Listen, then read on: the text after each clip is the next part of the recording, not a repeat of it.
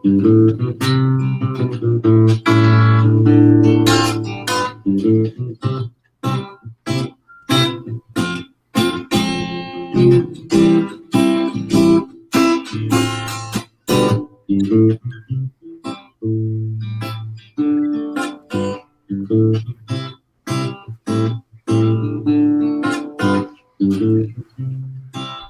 everybody, welcome to the Echo Show with Maui and friends. Yay! How's everybody doing today?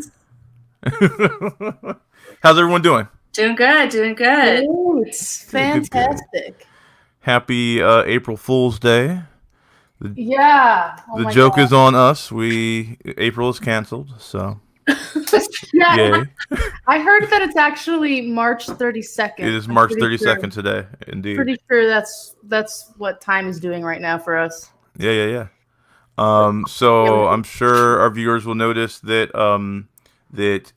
Ian is not with us today. Ian is working on an awesome art project today, so he will not be joining us.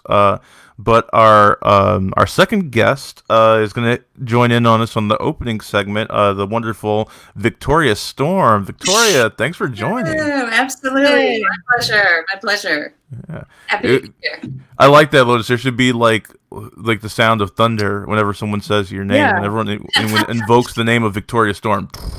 Yeah, we It's really my real name. Actually, my dad was a tall, handsome, big, booming kind of voice guy, and his name was Wally Storm. And everybody always said he should have been a weatherman because he would have been, good on camera and had that name. And I don't know, it was not an application that he went for. So Yeah. I just think of the superhero Storm. Oh yeah, Aurora Monroe. That is a great association to have. When I was up in Milwaukee with my family, maybe a year and a half ago or so, we went into this little toy store, like an independent, like weird, very weird store. Like we didn't know what we were going to find in there. What kind of toy store? It was I was with my kids, so it was all good. It was all good, and a very friendly, family-friendly toy store. And there was a Storm doll, and I just thought that was so fun, and so we, took pictures and posted it, and I didn't buy it because, I'm not all that interested. Well, I'm a big trivia nerd, so here's a pop quiz. Who did Storm marry? Oh, I don't know. Who knows? Oh, Black Panther was on your shirt. Look at that. You like that? Okay. That's called a segue. I got a trivia question right. Oh my God. So, Allison says, hello, Victoria. Hi, Jessica Allison. Lopez says hi to all of us. Hi, Jessica. Thanks for watching, everyone. We were just talking before we started the stream here about what we're going to talk about today. And really, there's only two obvious things to talk about, and it is not the shelter in place or the pandemic that we're going through. It is Tiger King and Animal Crossing. That's what we got. Yeah. Quarantine obsessions. Yeah. So both of those are my current quarantine obsessions. I am playing a lot of Animal Crossing, which I've never played before, but it is amazing. It's like if Bob Ross was a game designer, this is the game he would have made. That's a I great gotta check that out. Yeah, it's so what do good. you do? What is your favorite Animal Cross activity? Well, unfortunately, the game is marred by the sting of capitalism, and Tom Nook is constantly making me work for it. So Nook the crook. Did you pay your mortgage yet? okay, so I paid my mortgage, but then he was like, "You need a bigger room." I was like, "Oh, cool." And he's like, "Well, that's going to be another mortgage." I was like, "Oh, okay." And then I did that, and he was like, "That's great, but you need a second room." And so, I see where this is going. It's just a never-ending cycle, and that's okay. That's okay. But besides that, mostly I chase butterflies. So I have no idea what you guys are talking about at all. Here, it's this video game. Obviously, Lotus, explain Animal Crossing. I'm going to explain it. So, you know how in life you do chores, to maintain your life? Well, that sucks. Who wants to do a bunch of chores in real life when you could do a bunch of chores in a virtual world? Yeah, pretty much. You can make your house, and you can manage a community. And like you can ignore your real life and have fun in this virtual life and do stuff that might be more of your ideal than your own. Make your own clothes. It's very wholesome, and nothing like really bad happens except for Nook the Crook, who's trying to. Oh no, I keep getting bitten by tarantulas. My friend Don, who's the bass player in our band, he just says, "How do you not know Animal Crossing?" Sorry, I'm out of the loop, I guess. So we have here's a quarantine obsession, and sound off in the comments, people that are watching, and let us know what your current quarantine obsessions are. Kimberly, we love Kimberly. Hi, Kimberly. Dave and Kimberly say hi, and their quarantine obsession is watching The West Wing. That's a wonderful. Hey, the classics. That was my homework. That was your homework. So we were working. We were in production on a play called Exit Strategy, and the way it reads, I'm convinced that the playwright Ike Holter, Chicago guy, was a big fan of Aaron Sorkin. So I gave that homework to all of the actors to watch The West Wing, to listen to like the way they, the cadence. There's a rhythm, there's a musicality to all the dialogue. Right. Kimberly also said Ticket to Ride Online, and Allison said the new season of Ozark. Oh, okay. I don't know anything about Ozark, but Ticket to Ride, yes. That is a quality quarantine game. It is. I'm serious about that. You look so serious. Let me give you a single. Lotus. Do it again. Taste. Because Ticket to Ride, I'm going to ride all quarantine long. It is classic. You're like, I'm not playing around with my board games. That's right. That's good. Yeah. So Lotus, what's your current quarantine obsession? Oh, how like exercising on TVs, like or exercising like in front of your couch, went out of style for like a few years. I like that that's back in now. Mm-hmm. People are a lot of people like yoga instructors and Pilates instructors are posting videos online, and like. It's cool again. So that's great. But besides that, I definitely got sucked into the Tiger King. Go. Oh, man. A mini journalist out there. Carol. Did she do it? Everyone Carol definitely killed her husband. Your husband definitely did it. Most definitely Carol has fed a human being to a tiger. Yeah. And as fascinating as that show is, I will also say though, it is so sad when you see the statistic of 75% of the, or 60-something% of the tigers in the world are all in captivity in America in these like weird backwoods zoos. Like that's crazy. And the thing is, this show is nothing about tigers. It was all about the drama. I'm like, what are we going to talk about the tigers? Right. Like they're just kind of in the background as decoration, even in the documentary. Yeah, and they're just terrible people through and through. But it is amazing. So working out in front of the TV, that's a good one. I like that. I like that quarantine obsession, and that's healthy as well. Yeah.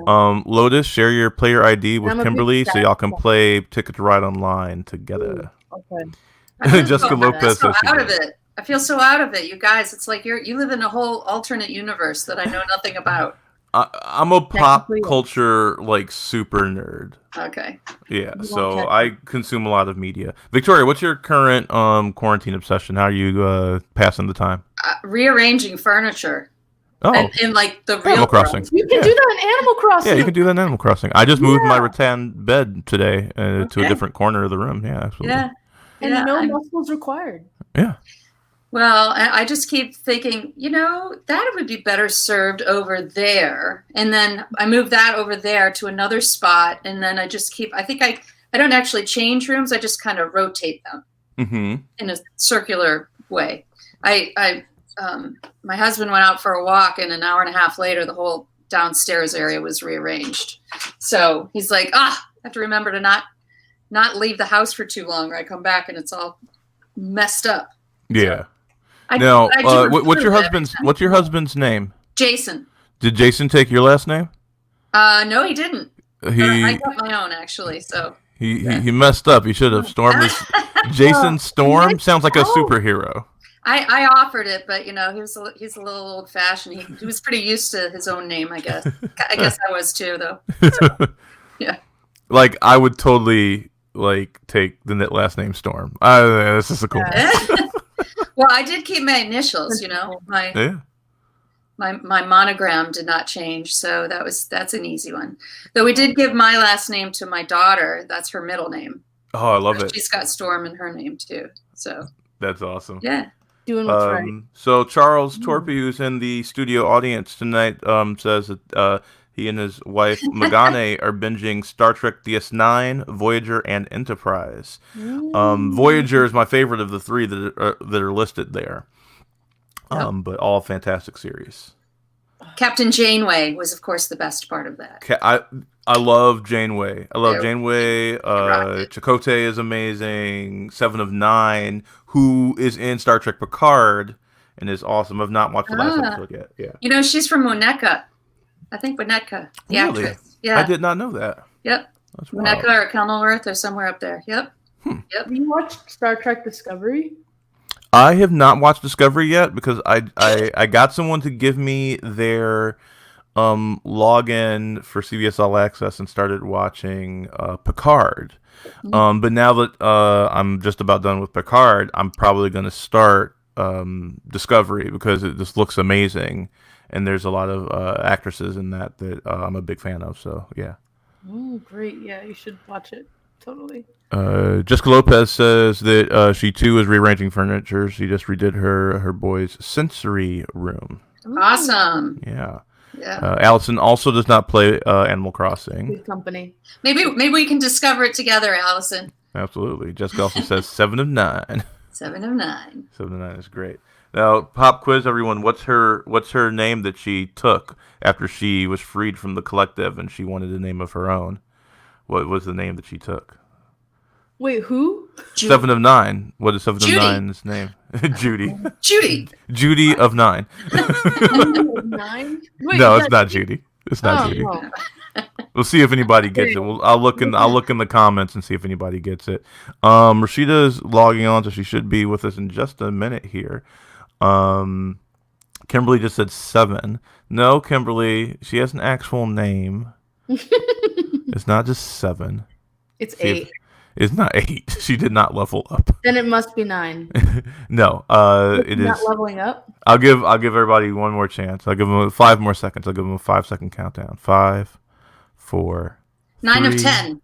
11. 1. No, 11. The answer is Annika. Ah, okay. Yeah. Okay. With a K, with 2 Ks. With like 2 N's and like K. They call her Annika in Picard, Kimberly.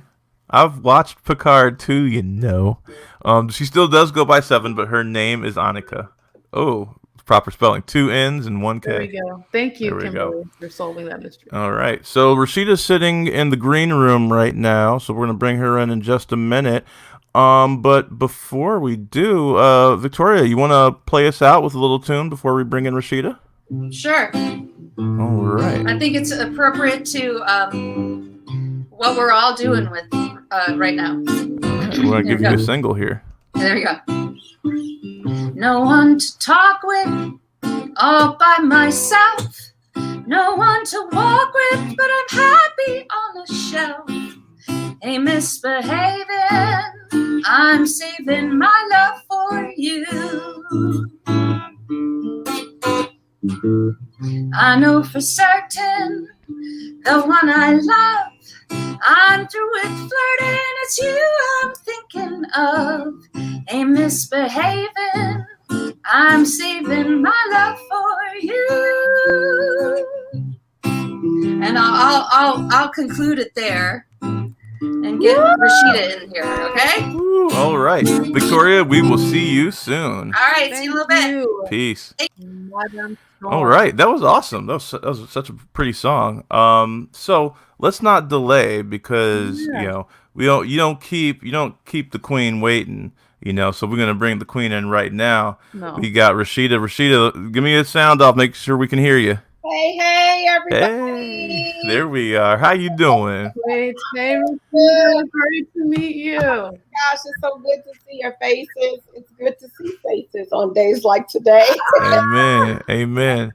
So we were just talking. So before we get into it, real quick, what's your current quarantine obsession? Oh my gosh, cooking. I've cooked everything. Yeah. And I'm cooking to perfection. This ain't your regular hot dog situation here. And cooking the way I love to cook with intention. So I just threw down tonight. I made a comfort food goodiness right here. Is that lasagna? It is not lasagna. It is a one pot chicken parm pasta that I did. Oh, you've been holding out on me. Hey, that's how I diet apparently. So what's up? So I got one too. We're sharing pictures now. What you got there?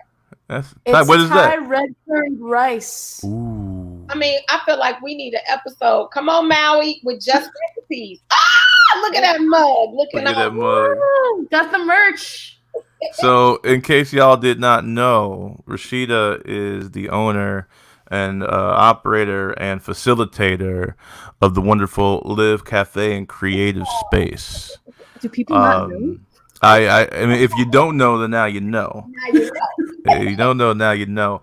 Reesheda is also a very dear friend and a person that I consider a mentor. And so thank you so much for being here tonight with us, Reesheda. Thank you both so much for having me. It is a joy and a pleasure indeed. So let's start from the beginning, Reesheda. Tell us what inspired you to take the path that you take, because you're a woman that wears many hats. Facilitator, Speaker, activist, author, entrepreneur, right? Nonprofit owner. Come on now. Oh my gosh! Wait! I know. Wait, I got more. Lotus does research. Consultant. Mm-hmm. The title's just banging out there. I know how this goes. For us to be in the game, we got to play all the games, right? Amen. Amen. So tell us a bit about the path that led you here. Oh wow. So short version. I worked in education administration for a really long time. I was a teacher for a really long time before that. And I was just trying to figure out, there are lots of things that get in the way of educating kids. And I was trying to figure out, if we could get some of the things out of the way, then maybe we could focus on teaching and learning in the school. And when we were growing up, or at least when I was growing up, I won't assume y'all the same age as me, but when I was growing up, the community held a lot of that responsibility, which is why teachers could teach, right? They were just free to just teach. And so I kind of got about the business of getting curious about how to support community development, because I believe that if the community is holding its part, then that frees up space for teaching and learning to occur. So I kind of came into community development through the back door of education. And as I started doing that work, I saw so much incredible stuff happening. But these folks didn't know what these folks were doing, and these folks didn't know what these folks were doing. And Live was sort of born out of that wanting and desire to connect all those beautiful pieces. And we've been doing that work together ever since. Absolutely, absolutely. Yeah. Do you remember how we met? I think if I'm right, Pim Hessing is always my connect to all things amazing and beautiful. Mm-hmm. So shout out to Pim. But Pim was all about, when Live opened, she was like bringing people through the door. Like, you need to know this person and you need to connect to this person. And she's one of my very most dear friends. And she connected us. And then I stole you after that. Yeah, we were working on a play, on the first play that Echo did, Blues for Mr. Charlie, Oh, and we wanted to do this early lead-in event where we had people of color talking about their cultural identity as it relates to being in America. And Penn was like, "You got to meet Reesheda." And I had seen the article they did on you in the Wednesday Journal, mhm. and my friend Anjali had shown it to me, and I was like, "Oh, I have to meet this person." And I never got a chance to meet you and to connect with you, but then that happened, and then you curated that civil rights pilgrimage, Yeah, and I feel like that's where we really our souls intertwined Oh, on wow. that journey. that's So right. yeah, Yeah. you want to talk a little bit about that? Yeah, so that pilgrimage is called Our Pilgrimage. And it is a civil rights pilgrimage that I curated, where everybody lands in the South, um, somewhere between Atlanta and Alabama. And we go to 16th Street Baptist Church, we go to National Civil Rights Museum. The stops change depending on what makes sense. On your trip, Maui, we went to Equal Justice Initiative, EJI. And that was before we even knew that Brian Stevenson was going to create Just Mercy, the movie. Mm-hmm. They were And still developing the museum. mhm, it was a hole in the ground, right? Remember, it was just like Mm-hmm. a big gaping hole, which was so metaphorical in so many ways. Like even just visiting the hole was meaningful. And we went to Tuskegee, went to the museum and the school, and learned so much about Carver and Washington, and visited their grave sites. And I think your breakdown came about 300 steps before my breakdown came on that trip. Even as Mm-hmm. a facilitator, it breaks you. It just Yeah. does. And these were students that you were bringing to all of these locations in the South? So these were activists, developers, leaders, Oh, and we brought people in from all over the country, but primarily from Illinois and Indiana. It's certainly a journey that I would like to take, but I want to do it where just Oak Park leaders all go together.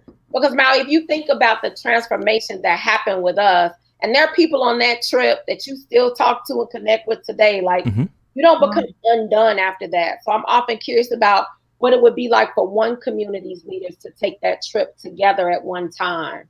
Oh yeah, absolutely. Yeah, I still talk to a lot of those people actually, and I didn't know anyone on that trip besides you. Yeah. What do you think was what was kind of like, could you talk about a moment of that trip that it doesn't have to be something like you responded to, but something that like really like hit you hard, or some as far as like, I know this is all about like us exploring like our cultural identity as a society. So what was like one of those moments that really like got to you? There were so many. One I would talk about is what strikes me is that Carver and Washington, Booker T. Washington and George Washington Carver, are both buried on Tuskegee's campus, About 100 feet from each other. about 100 feet from each other, and how me today as Oh, you're cutting out a little bit there, Reesheda. You're frozen. You look wonderful frozen, but you're frozen. Yeah, it's a really good frozen look. Yeah. Oh, there she is. to see the burial sites of these two incredible men and to hear their stories, it really shifts the paradigm of how you think about pillars, right? That our academies should operate not as shrines or museums, right? But really they should be rooted in legacy and history, in a way that propels us forward. So I just felt like, I could go to an Ivy League school and walk around that campus, and that would be nice, but I don't know that I would feel much of anything. But standing in that place, that was sacred ground.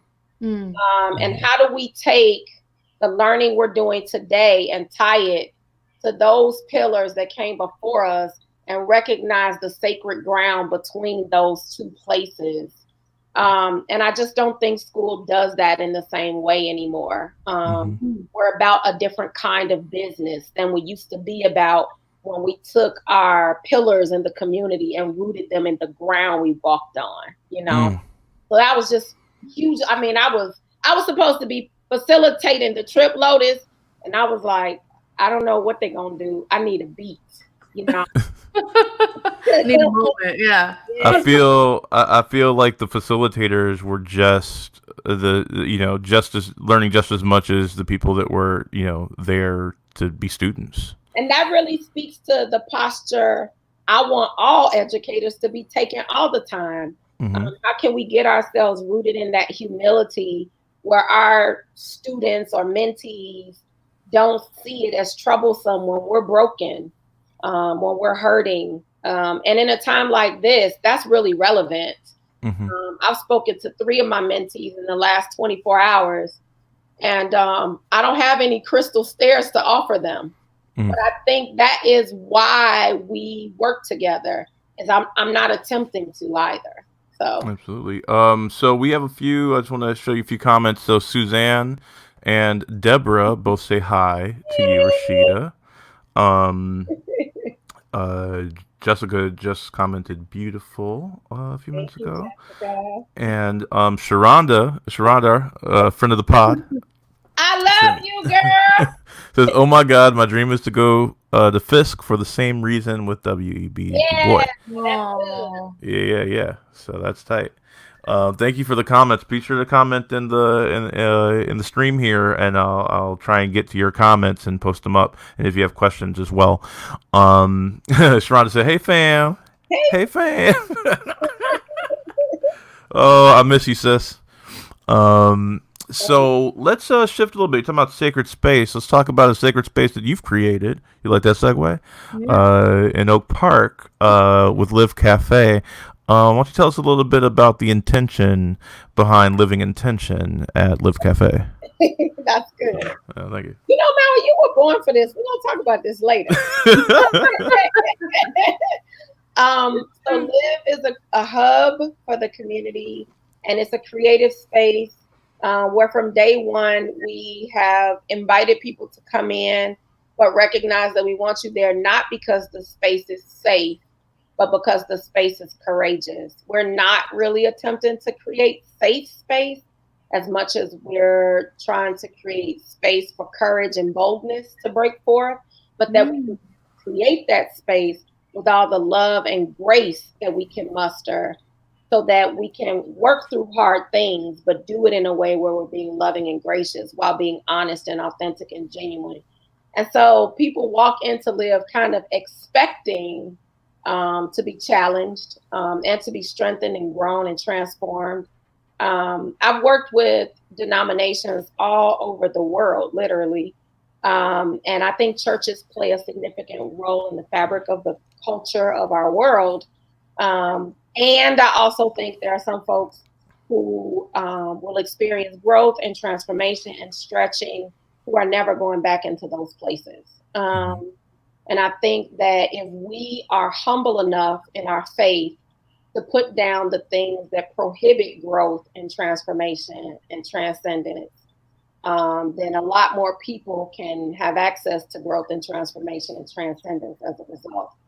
So that's why I didn't plant a church. What, Lotus? What you think about? Yeah, you see it on the face. I was thinking about, like, I really like the idea of, like, okay, there's safe spaces. We've heard a lot about that, but this idea of, like, moments of courage. And I just because I know, like, that may be a new concept to some people that are, like, viewing this. Could you give us some examples of, what is, like, what are some moments of courage, like, that you've seen at Live Cafe? Yeah, so I would say the first moments come from leaders like Maui and Pim and me and Kelly O'Keefe and Kate Breedling, and so many others, Vanessa Stokes and Avery R. Young, coming into that space and wearing our vulnerability on our sleeves. That has to be modeled by leaders, because I think when leaders lead from courageous vulnerability, it gives everybody permission to say, oh, well, if the leaders are willing to be vulnerable, share their stories, be authentic, then maybe there's space for me to do that here too. So we set the stage that way from week one of Live Cafe, that this is a space where people can mess up and that be all right. And we'll worry about the reconciliatory aspects of that later, but bring your whole self. Otherwise, we just spinning our wheels. And we saw the impact of that around America to Me. When the documentary series came out and we showed most of the episodes in the space, and there were like tons of disagreements and tension and all kinds of things, but we lived in that tension, we stayed in it, and then we were thoughtful and intentional about how we processed together as a community. We've done talks on I Am Not Your Negro in the space. And over time, Live has kind of evolved into a space where if something's going on in the community, more than me calling it at this point, I get a call saying, we need to talk about this. We need to talk about it at Live. Sometimes I'm out of town and I'm like, okay, go, do it. See how it goes. So many women who have been elected into political seats in the village and beyond did a lot of their work and campaigning and all of that out of Live Cafe. That's something. We are nonpartisan, but we support any marginalized voice getting access to a platform. And so that's another place where we create courageous space. And then even on the bar side of the shop, who we hire, we're very intentional about building and growing leaders. We have young women who started at Live Cafe who own their own consulting firms. Shout out to Mickey Grace. Mickey. Who just got built up in their courage enough to sprout their wings and say, I think I'm good and I'm good to go. And they're doing big things. Natalie Johnson is not working at the coffee shop anymore, but serves in a directorship, doing amazing work with art, peace, and justice in Chicago. So we try to do that work holistically, but first, not just telling people to do it. We model that. Maui's cried at Live. I've cried more tears than anybody should. And I think leadership has to be vulnerable that way. Absolutely. Because you're like a leader of leaders. So you have like a very interesting perspective on, like what it takes to make a leader grow. I know a lot of people have like tried or attempted at like making programs to make leaders and trying to, get more leadership in the community. What do you think is something that you've kind of like developed? Cried tears. Natalie's cried. That's tears. Natalie. And look out, Natalie and I are gonna do a collaboration coming up soon on this same platform where she's gonna do some art, and we're actually Victoria, I know you're watching back in the green room. We're gonna reach out to you, and we're gonna do this multimedia art exhibit. But none of that connection would have happened without Reesheda.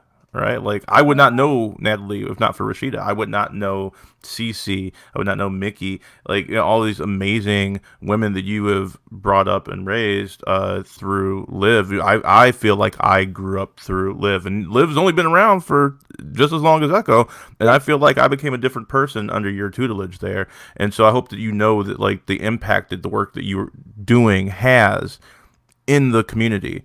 Real quick, I wanted to read a little excerpt from something you sent out at the beginning of all of this craziness with this pandemic. I noticed it went a bit viral online. It was such a wonderful thing you wrote. I just want to read a little excerpt from it. Let's start from here. In the whirlwind of emails and communications surrounding the COVID-19 pandemic, I have struggled to write something that would not add to the fodder of tips and recommendations that have been overwhelming us all. So I won't. Rather, in keeping with what the Live community holds dear, I'll just admit that the Live team, my family, and I are all knee-deep in our attempts to live out our hashtags Live Intention and Live Intention. From being grateful for the time to spend in intimate proximity with my daughters at home, a gift that I have often yearned for, to the frustration of feeling stuck at home, vexed that isolation was not something I got to choose for myself. These two hashtags have worked me over in the last week or so. And to think of the number of times someone has posted the phrase, "This is just the beginning" on social media makes me want to just go running down my block screaming, "This can't last forever." But you know what? It really can't. It really cannot last forever. Nothing does. And because it won't last forever, we must press our way through, proactively preserving the people and spaces we want to see still standing when we get to the other side of this daunting episode. When Corona goes low, we go high. Ooh. I know that you are taking this moment not just to do a deep clean of the cafe, but also to revision it. I know that we've been in communication with that over the last few months. I'd love if you could talk a little bit about that. I just wanted to use those beautiful words that you wrote to set the stage for your Prepare to Live initiative, and I'd love if you could speak a little bit to that. Yeah, if I could keep my eyes dry. All those words are still so relevant today for me. And every day we wake up and I've written another blog since then. It went out in a newsletter today. It'll be on the blog site tomorrow, because I didn't want people to read that and think they got to go work harder and be more and do better and, be self-improved. But sometimes preparing to live is just taking stock of what we already have and who we already are and what resonates with us and what doesn't and could stand to stay pre-COVID in that regard. So this Prepare to Live campaign is for all of us, because everything Live does is for all of us. It's to think about, who do I want to be? How do I want to show up in the world as I prepare to continue to live, because this is not going to last forever? And what do I want to still exist on the other side of COVID? So some of that is our own personal work, but some of that is the collective work of how do we keep Echo thriving so that as we go back to living, Echo is there? How do we keep not just the theater collective, but also the community center in the front of our mind? How do we keep the work that Juanta's doing out in front of us, thinking about it, so that the tea party isn't the last one we've had because we forget because we were knee deep in COVID? And how do we make sure that places like Live are still around for us to have these experiences after COVID? And so I've invited people to be a part of this Prepare to Live campaign, that we would prepare ourselves to continue to live. And that means continuing our workout regimen. I'm working on it, Maui. I worked out today. I'm trying. I did a 2-mile walk run for lunch today. Oh my goodness. Quarantine obsessions. My goodness. And so how do we prepare our hearts and minds and our bodies to continue to live post-COVID? But also this campaign is about, how do we make sure Live is around? So we've launched these memberships, individual memberships, organizational memberships, national memberships, because I speak all over the country and people are like, how do we get involved? People are learning about this Live model and using it in other parts of the country. There's a coffee shop that replicated itself in Seattle. There's a bookstore that's replicating itself in Oshawa, Canada. And so this work, how we're doing it as a community, other people are wanting to do similar things in their backyard. We got to make sure it's still here for them to be able to replicate it nationally. So those memberships are available online and people can purchase the membership, and then it gives you all kinds of perks and cool things. I heard online. Do you have a URL? Yes, www.live!! And I can put it in the chat here, but it also gives you access to some of these readings and writings that Maui is referencing. They're all on the site. And this next week coming up, I am going to personally be cooking, because I'm knee deep in my profession, and offering lunch options on Thursdays, Fridays, and Saturdays that you can pre-order using that same website and access some of what our spring and summer menu will be when we open back up again. So these are all ways that we can continue to support Live. I also started Pim Hessing and I started a Woman of Color salon on Facebook, where we could just hang out and be all of who we are. And I'm doing talks like the one I'm on right now to continue to foster the Live community. It's not just about the coffee and crumpets, right? And there are ways for us to stay connected. Even I think I wrote in that piece, we're going to connect at the intersection of social distancing and social solidarity. And these are the ways that we can do that. Yeah. Absolutely. And you've done more than just do the deep clean and come up with this new initiative. You're also kind of reimagining what the space looks like inside, right? Thought I saw some pictures of you doing some cosmetic changes as well. Furniture moving, like Victoria. What'd you say, Lotus? Oh, like Victoria. Victoria's quarantine obsession was rearranging furniture, like giving yourself a refresh in all aspects. Yeah, talk about that. We're doing some painting. We've simplified the menu. Well, before we knew COVID was a thing, Liv is 3 years old, so we know it's time to iterate and also celebrate. So we pulled together 30 community members and developed a support and innovation team. We took tons of information from the community and what they wanted to see. And based on that, we are recurating the menu for some new flavors. And these meals that I'll make each week will be samples from that menu. So we're excited about that. We've simplified the menu quite a bit to help to expedite people getting in and out on their way to work and all of that. And we're starting to curate some new events and experiences as well, so that we can continue to live together in a refreshed way. So we are super excited about all of those things. Wow. Absolutely. Mm-hmm. All right. Well, as we wind down here, Reesheda, you got about 3-4 more minutes here. I would love it if you just say whatever is on your heart that you want your community to know.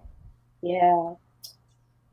Ooh, so one thing I want my community to know is that the closer we live to privilege, the harder this season will be for us. And that we might remember there are quite a few people who live in social isolation all the time, whether it be because of race or because of gender or because of sexual orientation or religious affiliation, or just not even having access to the socioeconomics that allow you the freedom to participate in certain activities. And I want us to be mindful and thoughtful about how people have been doing this and how they've had to do it for a really long time. And in a way that causes us to be humbled by it being a short-term experience for us, but a really long-term experience that some people have been experiencing their entire lives, and just to be thoughtful and mindful of that. The other thing is I want to give a shout out to parents who are trying to homeschool kids and to teachers who are trying to support that effort while recognizing that we have not had a lot of training and experience in having to do this. We pretty much had to turn our systems upside down overnight. So if everybody could be really gracious and graceful with one another as we figure this process out, nobody could have been prepared for this in advance. For everyone who can stay home, thank you for that. For everyone who can't because they're serving us, thank you for that. And let's just have some grace towards one another and not be presumptive about everybody we see on the street. And let's try to call on each other for recommendations of what to do when we think we see a situation that's not quite right, and not become over-reliant on calling the police in every instance. We have everything we need to support each other through this. And so let's leverage all those resources and not over-leverage ones that might not always be appropriately leveraged. Those are the things I want us to think about. Let's live well. I love that. Thank you so much for sharing that. Lotus, do you have any closing thoughts as we say goodbye to Reesheda? Just thank you for everything you do. I am so hyped about all the stuff that you're working on that I would love to know, and probably people watching would love to know how anyone can get involved. because you have so many like things that people in the community would be interested in, like helping you work on. Yeah, tons of stuff. So the best way is to email us at info@live!.com, or if you go to the website and just click contact us, that'll come directly to me. I like to align gifts and talents with the appropriate ask. And so that has to be a differentiated process, but I'm happy to meet with you via Zoom, of course, to talk about those possibilities. Thank you all so much for what you do. Thank you, Reesheda. And I just want to say again, from the bottom of my heart, thank you for all that you do. Thank you for constantly inspiring and pushing not only myself, but the community around you. You truly embody my personal philosophy of echoing love. I don't know that I would have found that philosophy if not for your guidance and tutelage. Thank you so much for everything that you do. We love you very much, and have a wonderful evening. Thank you all so much. Thank you. Bye, Reesheda. Have a good night. Miss you. Miss you too. All right. So that was Reesheda Graham-Washington, everybody. Be sure, as soon as we can go outside again, to go check her out at Live Cafe and Creative Space, and check out her consulting firm as well, RGW. She will change your life. Please check her out. So what do you think of that, Lotus? What do you think of the interview? That's great, right?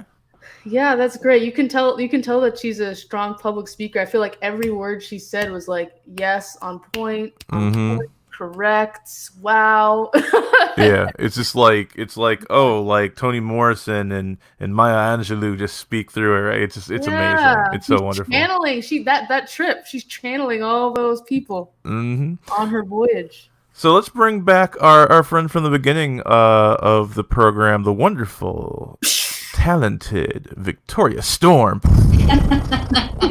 You guys are too much.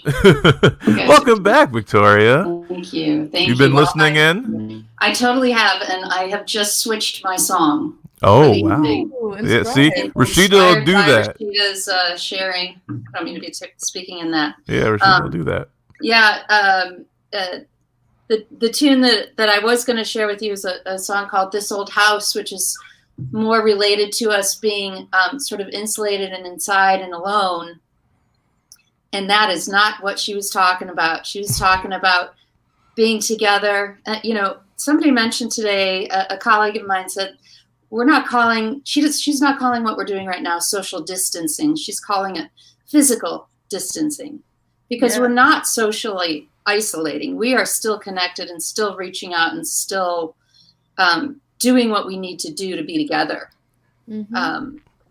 And I think that's really important. And that's part of what Reesheda's talking about, is making those connections and making them deep. And obviously she's affected you, Maui, in your work and inspired you in a lot of ways. And it's about being together and being together. Helping each other, yeah. Right? Helping each other out when times are tough. That's what we're trying to accomplish. Yeah. Before you go into your song, we'll talk a little bit about Victoria Storm and Victoria Storm's mission, how you build community. Can you tell the folks your very unique, very beautiful work that you do?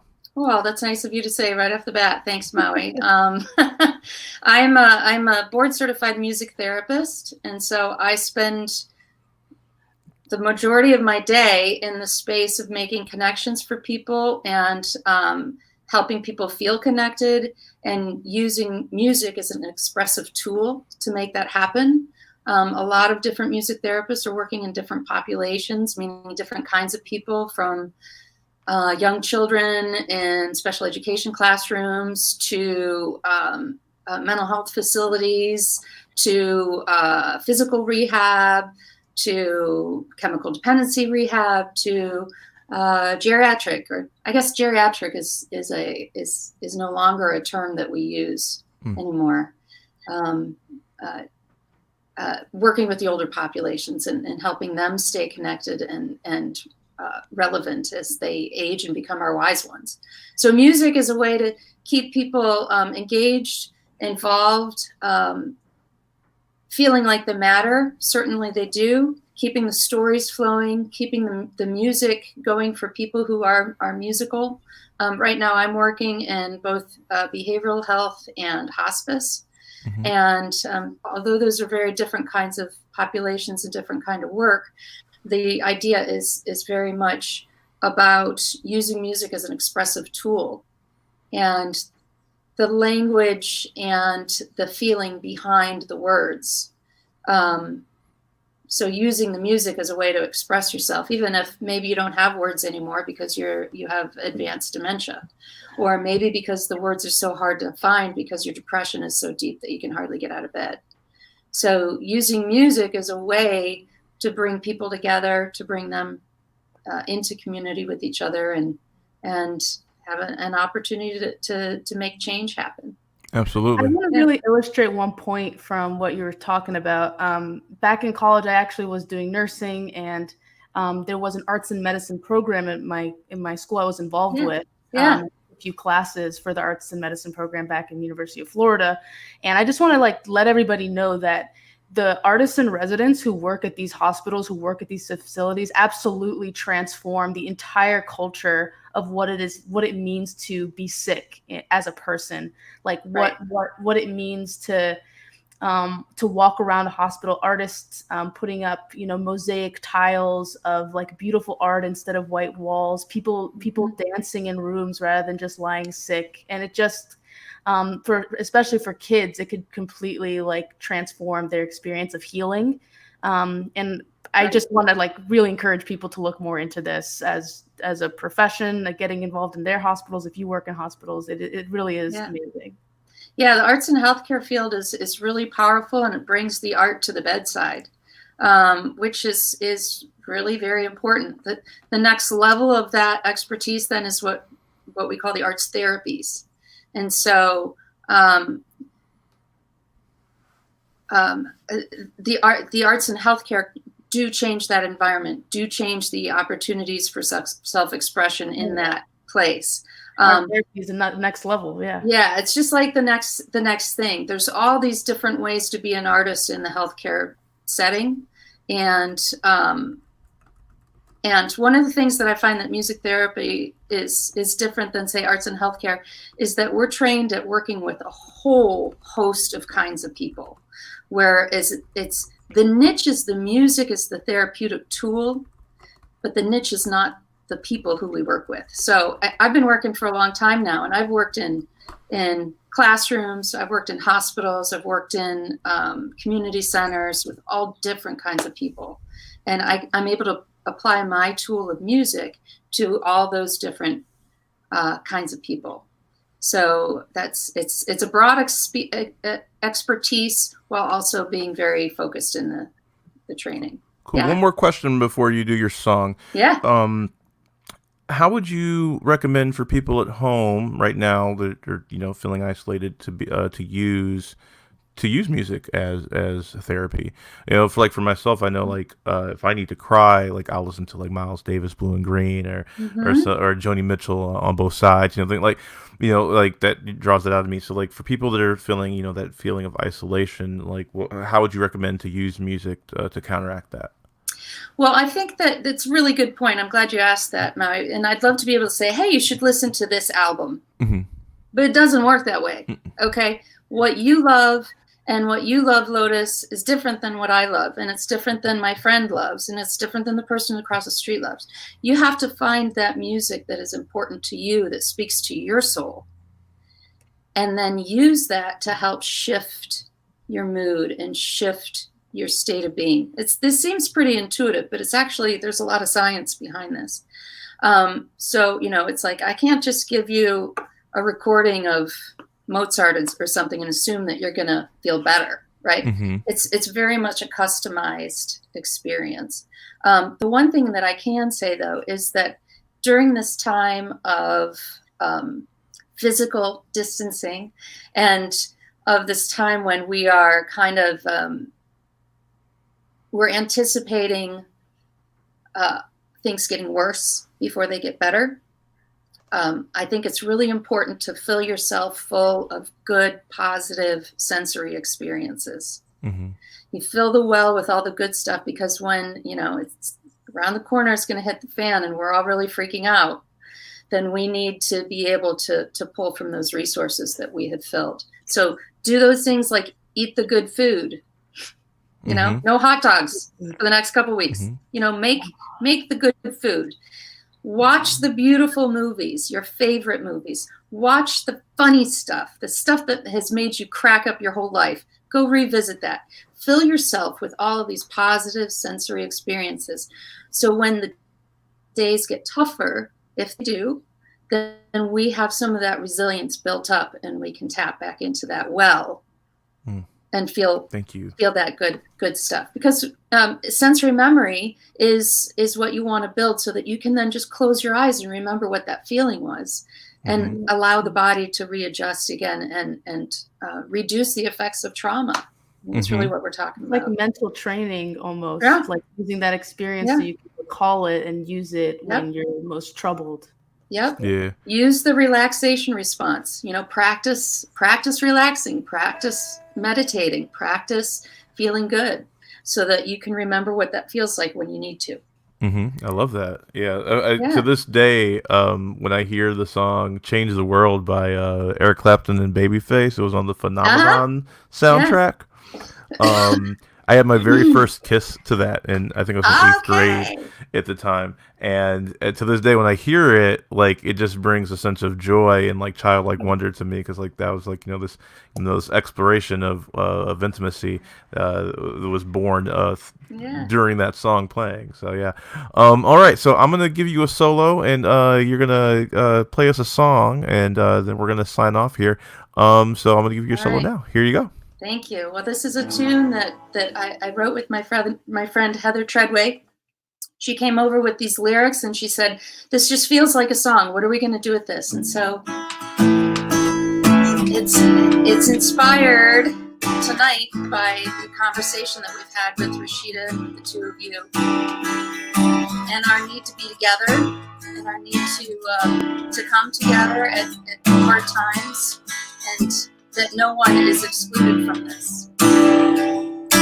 Every voice, every song, every triumph, every wrong, come along.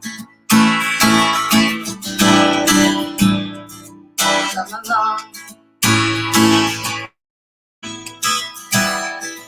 Every heart, everyone, lost, forgotten, wandering alone, you belong. Oh yeah, you belong. Come make our circle wider. Come inside, our hope grows brighter.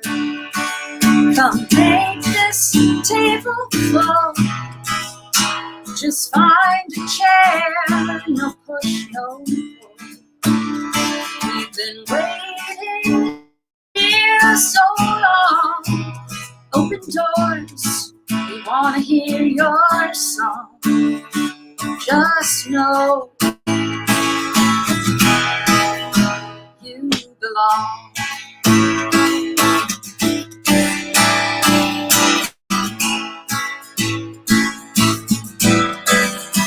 Oh, tell us your story.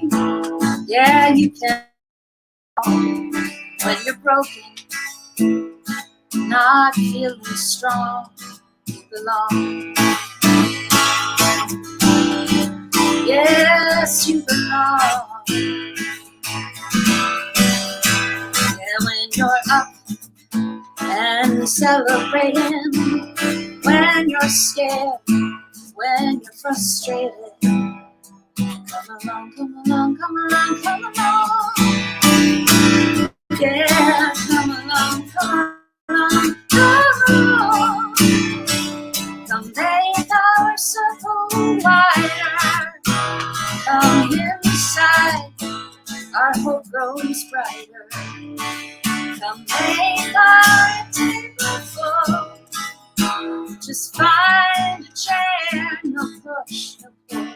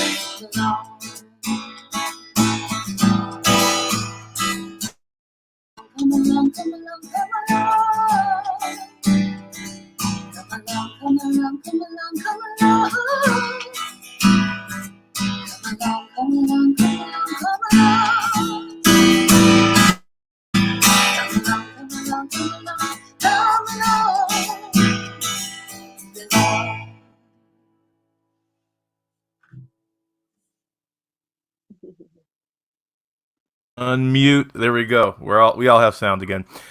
Right. Thank you, Reesheda. You brought that song to mind with all of your sharing. So thank you for providing that opportunity for inspiration.